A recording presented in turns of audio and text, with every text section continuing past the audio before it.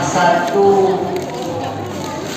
dari mukjizat terbesar Allah yang diberikan kepada Nabi kita Muhammad SAW oleh Allah Subhanahu wa Ta'ala. Mukjizat ini saya katakan sebagai salah satu mukjizat Nabi Muhammad, karena mukjizat Nabi Muhammad banyak, dan ini salah satunya mukjizat terbesar itu. Maka Al-Qadi'iyah mengatakan dalam kitabnya, Isra dan Mi'raj Nabi Muhammad sallallahu alaihi wasallam ini merupakan, kalau di ranking, masuk di urutan kedua dari mukjizat terbesar Allah. Yang pertama yaitu Al-Qur'an. Kenapa dikatakan sebagai ranking nomor 2? Karena Bapak Ibu, mukjizat itu diukur rankingnya itu berdasarkan bagaimana dampak yang dihasilkan dari mukjizat itu sendiri. Kita tahu Bapak Ibu, Al-Quran diturunkan oleh Allah Subhanahu wa Ta'ala, dan Allah lah yang menjaga. Maka Bapak Ibu, sampai nanti hari kiamat Al-Quran tetap dijaga oleh Allah Subhanahu wa Ta'ala. Jangan coba-coba Bapak Ibu baca surat Yasin terpleset sedikit. Tahu nggak? Ketahuan nggak? Yasin kena sering dibaca. Orang yang nggak hafal Quran juga tahu. Ya, apalagi Al-Fatihah. Salah dikit pasti ketahuan. Jangan coba-coba, karena Allah sendiri yang akan menjaga bagaimana Al-Quran. Al-Quran luar biasa kalau kita berbicara Al-Quran, karena banyak dari Al-Quran itulah orang-orang banyak yang beriman kepada Allah Subhanahu wa Ta'ala. Jadi mukjizatnya masih kita rasakan sampai sekarang. Coba Al-Quran bisa menjadi penolong, ya. Iqra'ul Quran fa innahu ya'ti yaumal qiyamah syafi'an li ashabi. Baca Quran, maka kelak di hari kiamat dia akan menjadi penolong bagi orang yang membacanya. Baca Al-Quran itu membaca. Belum lagi dalam Al-Quran, dalam hadis Nabi, Iqra'ul man yaqra'ul Quran harfan fa innahu hasanah wal hasanatu asru amsalihha. Satu huruf membaca Al-Quran maka akan mendapatkan satu kebaikan. Dalam setiap kebaikan Allah lipat gandakan menjadi 10 kebaikan. Apa contoh? Alif lam mim. Berapa huruf? 3 huruf. Maka setiap baca alif lam mim kita sudah dapat 30 kebaikan. Itu bagi mereka orang yang tersesat, Al-Quran menjadi hudan lil, petunjuk bagi orang-orang yang bahkan banyak fadilah keutamaan Al-Quran yang masih kita rasakan sampai sekarang. Maka dikatakan Al-Quran merupakan mukjizat terbesar Allah yang diberikan kepada Nabi Muhammad, urutan nomor 1. Yang kedua adalah Isra dan Mi'raj. Kita coba sekarang belajar bareng-bareng. Kita coba bayangkan Bapak, Isra Mi'raj, perjalanan yang dikatakan di Al-Quran, Subhanalladzi asra bi'abdihi lailan minal masjidil haram ila masjidil alladzi barakna haulahu linuriyahu min ayatina innahu wasami'un basir. Kita coba Bapak Ibu, salah satu ujian yang diberikan kepada Nabi Muhammad. Bagaimana dengan peristiwa Isra dan Mi'raj, menyampaikan perjalanan Rasulullah yang dikatakan dalam Al-Quran, lailan minal masjidil haram ilal masjidil aqsa. Lailan dikatakan sebagian daripada malam, perjalanan dari Masjidil Haram ke Aqsa dalam waktu sebagian malam. Padahal ketika itu orang dari Masjidil Haram ke Palestina itu perjalanan kurang lebih 1 bulan menggunakan kuda yang paling baik. 1 bulan. Masuk akal gak? Belum lagi dari Masjidil Aqsa ke mana? Sidratul Muntaha. Maka betul-betul bagaimana betul-betul menguji keimanan para sahabat ketika itu. Bayangkan.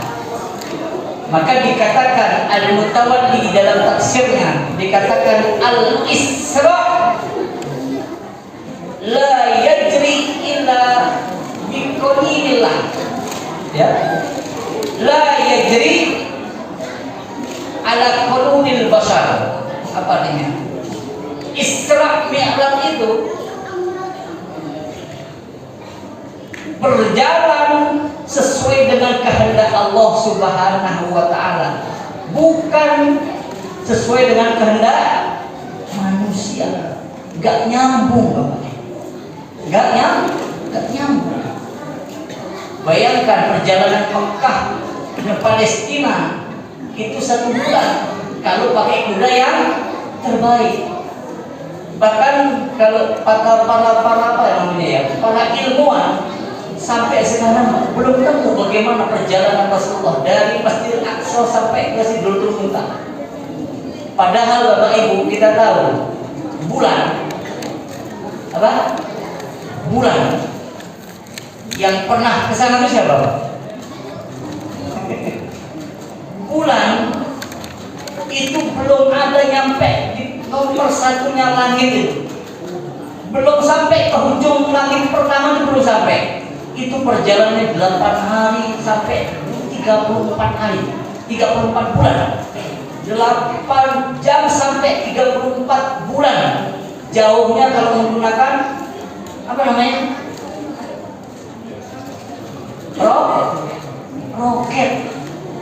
Itu belum sampai di ujungnya langit pertama. Padahal Sidratul Muntaha ada di langit ke-7. Maka Profesor Haji Bahuddin pernah mengatakan dalam bukunya itu, makhluk Allah yang paling cepat saat ini adalah apa? Cahaya. Ya, cahaya. Cahaya itu baru bisa menembus langit pertama kurang lebih 4 juta tahun. Coba Bapak Ibu hitung 4 juta tahun sampai melewati langit ke-7. Kayaknya kalkulator kita nggak sampai habis. Makanya dikatakan Al-Isra yajri ala qanunillah wa la yajri ala qanunil bashar. Hanya apa ya? Kehendak Allah Subhanahu wa taala. Kalau kehendak kita tidak mungkin. Kenapa terjadi peristiwa Isra Mi'raj? Halo. Kenapa? Kalau kita lihat sejarah ya, Isra Mi'raj ini apa sih? Hadiah Allah. Jalan-jalan ya, lah perjalanan menghibur baginda kita Nabi Muhammad Sallallahu Alaihi Wasallam. Karena kenapa?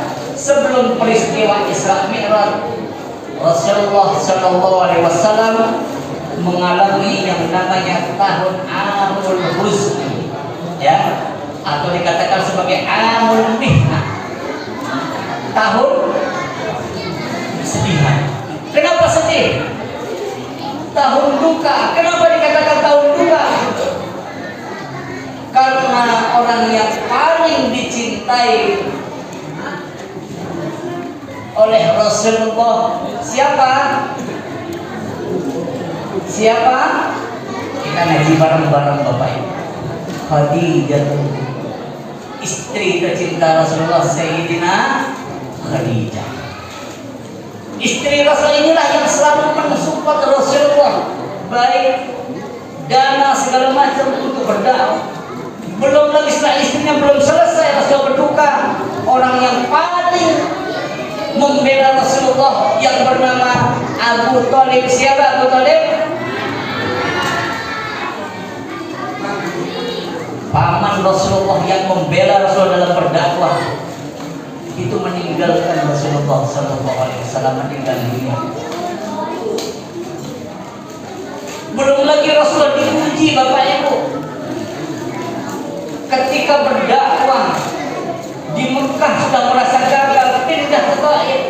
Apa yang dirasakan Rasul di Taif? Apa yang dirasakan Rasul di Taif? Bukannya disambut, tapi diusir, disambit. Luar biasa.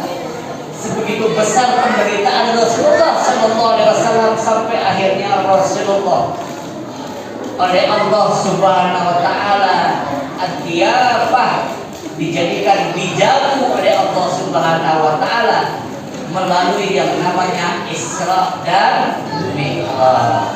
Maka belum pernah makhluknya Allah bertemu langsung dengan Allah kecuali Nabi kita Muhammad Sallallahu Alaihi Wasallam.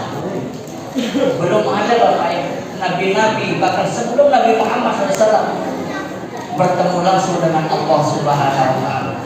Maka banyak peristiwa-peristiwa yang dialami Rasulullah, dari Masjidil Haram ke Masjidil Aqsa, dari Masjidil Aqsa ke Sidratul Muntaha. Banyak kisah-kisah kalau kita lihat dalam kitab-kitab. Meskipun sebagian mengatakan banyak kisah-kisah yang dikatakan dhaif. Apa dhaif? Lemah. Tetapi sebagai bentuk di fadhailul a'mal, untuk memotivasi kita dalam beribadah, tidak apa-apa. Hadis dhaif itu tidak boleh digunakan untuk menentukan hukum, tapi untuk di fadhailul a'mal silakan Bapak Ibu sekalian. Oke? Kita ngaji bareng-bareng. Jadi kalau seandainya ada hadis dhaif selama tidak menentukan hukum suatu amal, insya Allah masih bisa itu Bapak Ibu. Maka masih banyak. Sampai pada ketika Rasulullah dipanggil ya, oleh jin ifrit ya, dipanggil Rasulullah tidak mau noleh. Kenapa? Itu kalau seandainya itu noleh Rasulullah, maka banyak umatnya yang ikuti jin ifrit. Nah pada sekarang ini nggak ada jin ifrit, karena orangnya lebih serem daripada jin. Yang goda sekarang lebih serem Bapak. Ujian manusia itu wah luar biasa. Kalau dulu jin ifrit yang menguji, tapi sekarang manusia lebih serem ujian daripada jin. Bagaimana digambarkan dalam perjalanan. Tapi yang paling terpenting Bapak Ibu yang dimuliakan oleh Allah Subhanahu Wa Taala, apa yang kita ambil hikmah dari peristiwa ini? Rasulullah Sallallahu Alaihi Wasallam mengalami yang namanya mihnah, amul huzni, duka, maka diobati oleh Allah Subhanahu Wa Taala dengan melakukan rihlah, perjalanan.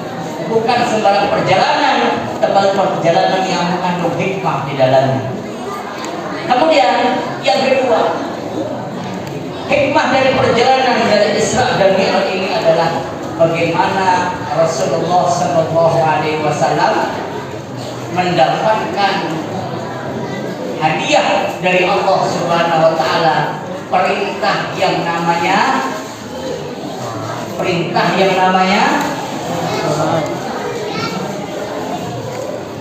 anak-anakku, adik-adik sekalian, sholat ada berapa dalam sehari? Alhamdulillah. Berapa kali sholat yang ditinggalkan sehari? Sekali-sekali. Bapak Ibu, tema yang diberikan kepada saya pada kesempatan ini adalah jadikan sholat sebagai kebutuhan agar nantinya sebagai penolong di dunia dan akhirat. Izin Pak ya, kaki mulai nyepel. izin mohon maaf. Kita duduk bareng-bareng. Bapak Ibu yang dimuliakan oleh Allah Subhanahu wa taala. Kita ngomong masalah hadiah yang diberikan Allah kepada Nabi kita Muhammad SAW yang namanya sholat. Bapak Ibu, sholat yang pertama kali diperintahkan Allah kepada Nabi kita Muhammad berapa kali Pak? Ada 50. Bayangkan Bapak Ibu, kira-kira kalau 50 kali sehari Bapak Ibu bisa kerja nggak? Sehari berapa jam sehari? 24 jam. Kalau sholatnya 50 kali, itu kira-kira ada waktu istirahat nggak gitu? Misalnya sholat kalau jamaah sholatnya 10 menit, 10 kali 50, saya tidak bisa ngitung ya. Ini coba kita sekarang belajar tentang sholat. Rasulullah SAW ketika mengalami yang namanya Amul Huzni, tahun duka yang sangat mendalam, dipanggil oleh Allah Subhanahu wa taala untuk menerima perintah yang perintahnya ini merupakan perintah yang tidak sembarangan, dijadikan perintah sekaligus hadiah kepada Rasulullah SAW. Coba Bapak Ibu perhatikan, perintah zakat itu langsung apa melalui malaikat Jibril? Malaikat Jibril. Puasa kira-kira perintah langsung apa melalui malaikat Jibril? Haji Bapak Ibu, haji juga perintahnya melalui Nabi Ibrahim sampai sekarang juga melalui malaikat, tapi beda dengan sholat. Apa sih sholat ini hikmah? Apa sih keutamaan sholat ini? Padahal Rasulullah begitu mengalami yang namanya ujian yang luar biasa, dikatakan sebagai mihnah. Maka dikatakan oleh ulama al-mihnah ba'dal mihnah. Apa? Al-mihnah ba'dal mihnah. Ini perbedaannya apa ya? Ada yang mungkin salah. Waduh, saya malu kalau mengenai ya. Ujian kebahagiaan setelah yang namanya ujian. Kok sholat dikatakan sebagai mihnah, kebahagiaan? Apa sih hikmahnya? Bapak Ibu, mi'rajnya Rasulullah bertemu langsung dengan Allah. Tetapi mi'rajnya kita umat Nabi Muhammad SAW melalui yang namanya sholat. Kesempatan kita untuk komunikasi kepada Allah SWT melalui sholat, maka inilah mi'raj kita Bapak Ibu. Kesempatan kita bagaimana kita bertemu dengan Allah melalui mi'raj 5 kali dalam sehari. Bahkan sholat dikatakan sebagai imaduddin. Tahu imaduddin? Bukan yang lagi heboh-heboh masalah Habib itu ya.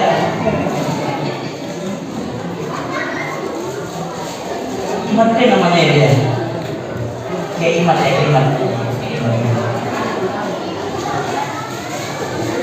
Apa ya? As-salatu imaduddin. Waman aqamaha faqad aqamaddin, waman tarakaha faqad hadamaddin. Barang siapa yang mendirikan sholat, berarti dia telah membangun agamanya. Barang siapa yang meninggalkan sholat, berarti dia telah merobohkan agamanya, menghancurkan agamanya. Maka Bapak Ibu tahu menghargai anak yatim. Dalam Al-Quran dikatakan apa? Menghargai anak yatim, enggan memberikan makan kepada orang miskin disebut apa dalam Al-Quran? Ayo kita ngaji bareng-bareng Bapak Ibu. Dalam surat Al-Ma'un apa dikatakan? Pendusta agama. Dikatakan sebagai yukadzibu biddin, orang yang membentak anak yatim, menyiksa anak yatim, nggak mau kasih orang miskin, nggak mau membantu orang yang susah, itu dikatakan sebagai pendusta agama. Tetapi ketika membahas masalah sholat, itu dikatakan sebagai papat hadaman din, yang merobohkan agama. Coba kita sekarang Bapak Ibu, kita apa ya, belajar lagi dikit. Coba kalau seandainya ada orang datang ke masjid ini Bapak Ibu, dia robohkan tiangnya yang sudah nyarinya setengah mati, kira-kira marah nggak Bapak Ibu? Marah nggak Bapak Ibu? Marah. Pak Mas Mujib paling-paling melaporkan ke polisi, bawa itu ke polisi karena dia merobohkan masjid Allah Subhanahu wa Ta'ala. Datang orang dipecahkan, dilempar, kira-kira marah nggak? Marah Bapak. Padahal yang dirobohkan rumah Allah. Tetapi Allah katakan dalam Rasulullah sampaikan dalam hadisnya, waman tarokaha faqad hadamati, yang meninggalkan sholat sebagai penghancur agama Allah Subhanahu wa Ta'ala.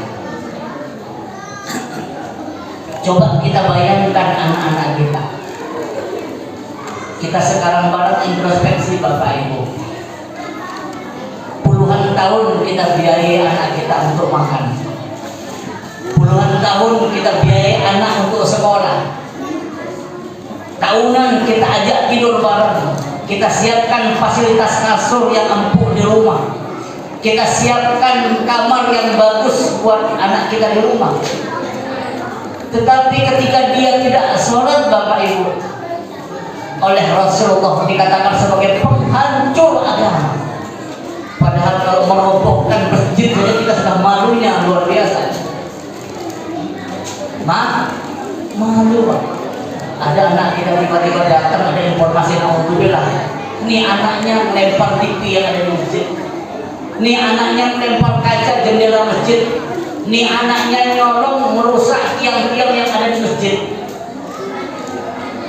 Marah nggak Pak? Marah. Bahkan kalau bisa, kalau nggak kenal kita hakimi ya,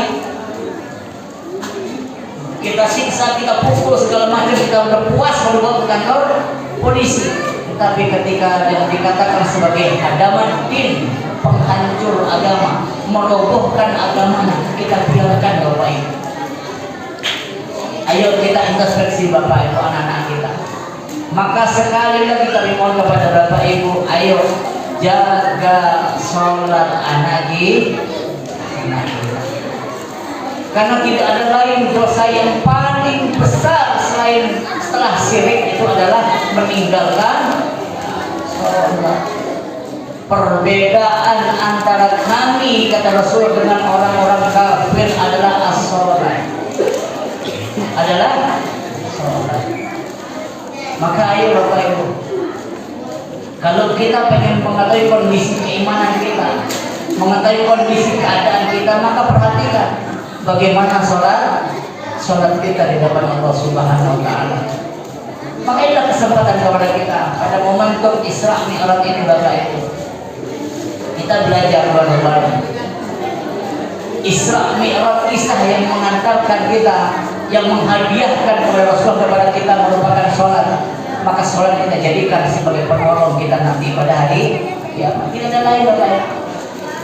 Kata Rasulullah, ketika kita nanti di hari kiamat, yang paling pertama ditanya adalah kalau sholatnya baik, maka baik seluruh amalnya. Wa in fasadat, kalau rusak sholatnya, maka rusak seluruh amalnya. Maka kuncinya satu Bapak Ibu. Maka Bapak Ibu mau jadi orang dermawan sedermawannya, kalau Bapak Ibu tinggalkan sholat habis Bapak Ibu.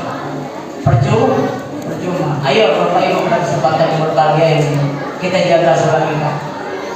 Maka ini hadiah yang terbesar yang Allah berikan kepada kita adalah melalui peringatan Isra dan Mi'raj adalah bagaimana kita bisa kembali mengingat, merefresh bagaimana hikmah dari pelaksanaan Isra adalah bagaimana menghibur setelah duka yang kita rasakan. Maka tidak ada penolong selain pertolongan selain sholat. Sholat jadikan penolong bagi kita Bapak Ibu, sehingga insya Allah akan memberikan kemudahan buat kita. Bapak Ibu yang dimuliakan oleh Allah Subhanahu wa Ta'ala, ini salah satu hikmah kedua adalah diperintahkannya sholat melalui peringatan Isra dan Mi'raj Nabi kita Muhammad Sallallahu Alaihi Wasallam. Kemudian yang ketiga Bapak Ibu, perlu bagi kita bersama untuk kita bisa merefresh diri kita. Kalau di Al-Quran itu dikatakan kul siru fil ardi fanzuru kaifa kana akibatul. Bagaimana, katakanlah Muhammad, jalan lakukan perjalanan di muka bumi. Apa dia kalau perjalanan itu? Rihlah ya, tur. Jadi Bapak Ibu kalau tur itu ada dasarnya Bapak Ibu. Kul siru fil ardi fanzuru kaifa akibatul ladzina min qabl kana aksarul musyrikin. Perhatikan ketika Bapak Ibu tur, maka perhatikan ternyata banyak kisah-kisah orang-orang yang diadab oleh Allah Subhanahu wa Ta'ala. Kenapa? Karena mereka musyrik kepada Allah Subhanahu wa Ta'ala. Banyak kisah-kisah Bapak Ibu. Maka kita perlu Bapak Ibu, ternyata dikatakan tadi al-minhah ba'da mihnah tadi, kesenangan setelah berduka itu perlu Bapak Ibu. Apa? Perjalanan ini perlu memotivasi kita. Maka jadikan perjalanan yang kita lakukan sambil kita bagaimana melihat sejarah-sejarah yang ada di muka bumi. Maka kalau kita belajar tentang sejarah, bagaimana orang-orang terdahulu yang berani melawan nabinya dihancurkan oleh Allah Subhanahu wa Ta'ala. Ada, kalau kita lihat kisah kaum Nabi Hud. Nabi Hud itu umatnya dikatakan sebagai kaum Ad ya, kaum Ad. Kaum Ad itu kaum yang hebat Bapak Ibu. Kalau dari sejarah itu ya, bagaimana bangunan kaum Ad itu luar biasa. Orangnya hebat-hebat, kuat-kuat, pinter-pinter. Itu kaum Ad. Sehingga diabadikan dalam Al-Quran yang mengatakan man asyaddu minna quwwah. Siapa yang lebih hebat daripada kami, maka kami akan hancurkan mereka. Itu saking sombongnya mereka, saking merasa hebatnya mereka. Tetapi Allah hancurkan mereka dengan badai yang luar biasa. Nabi Nuh, bagaimana umatnya berjuang ngajak Arab sujud kepada Allah, dapat berapa pengikut? Kurang lebih 100 orang. Ini Pak sejarah-sejarah yang kita perlu belajar. Maka adakan perjalanan di muka bumi ini, turihlah ini sebagai menambah refresh keimanan kita kepada Allah Subhanahu wa Ta'ala. Al-minhah ba'da mihnah. Kesenangan setelah merasakan yang namanya uji. Maka inilah tur Bapak Ibu, kita belajar. Maka tadi yang pertama, hikmah daripada Isra dan Mi'raj adalah bagaimana Rasulullah mengalami yang namanya ujian diberikan oleh Allah untuk bagaimana bisa Isra dan Mi'raj. Kita belajar bagaimana Allah memuliakan Nabi kita Muhammad SAW dengan diperjalankan dari Masjidil Haram ke Masjidil Aqsa. Kemudian dari Masjidil Aqsa kemana? Masjidil Mekah. Yang kedua, tentang bagaimana kita mendapatkan hadiah terbesar berupa sholat 5 waktu. Yang ketiga Bapak Ibu yang dilakukan oleh Allah Subhanahu wa Ta'ala, kita diberikan kesempatan untuk bisa lah ya, apa namanya, tur itu sebagai memotivasi kita untuk bisa meningkatkan keimanan kita kepada Allah Subhanahu wa Ta'ala. Mungkin tidak dapat kami sampaikan, kurang lebihnya mohon maaf ya, agak lumayan teler saya hari ini, mohon maaf karena memang dari pagi sampai nyaris maghrib jadi saya belum sempat ya. Maka Bapak Ibu yang dimuliakan Allah Subhanahu wa Ta'ala, kita tutup apa namanya bahasanya ya, kesimpulan daripada kegiatan Isra Mi'raj pada kesempatan ini. Mari jadikan peristiwa Isra dan Mi'raj ini sebagai penyemangat, motivasi buat kita untuk lebih meningkatkan sholat 5 waktu kita. Sholat adalah tiangnya agama. Barang siapa yang meninggalkan, mau membangun sholat, menegakkan sholat, maka dia telah membangun agamanya. Dan barang siapa yang meninggalkan sholat, berarti dia telah menghancurkan agamanya. Mudah-mudahan Allah Subhanahu wa Ta'ala menyelamatkan diri kita dan keluarga kita menjadi orang-orang yang pandai menjaga sholat kita. Amin Allahumma amin. Yang terakhir Bapak Ibu, ada satu hadis dari Rasulullah SAW yang perlu kita jadikan pedoman buat kita bersama. Innamal a'malu bil khawatim. Sesungguhnya amal itu tergantung bagaimana penutupnya. Maka kita tidak tahu Bapak Ibu kapan kita dimatikan, di mana kita dimatikan, dan dalam kondisi apa kita dalam mati. Maka untuk menjaga itu semua, ayo jangan tinggalkan sholat. Karena sholatlah penentu kita Bapak Ibu. Meskipun surga itu kita masuk surganya Allah karena rahmatnya Allah, maka rahmat Allah kita cari dengan menjaga sholat 5 waktu. Inilah yang kami sampaikan, kurang lebihnya mohon maaf karena memang kondisi kurang mendukung. Mudah-mudahan sedikit yang dapat kami sampaikan bermanfaat untuk kita semua, khususnya kepada pribadi kami sendiri. Sekali lagi, mudah-mudahan Allah jaga diri kita dan keluarga kita menjadi orang-orang ahli sholat. Amin Allahumma. Wallahul muwaffiq ila aqwamit thoriq. Wassalamualaikum warahmatullahi wabarakatuh.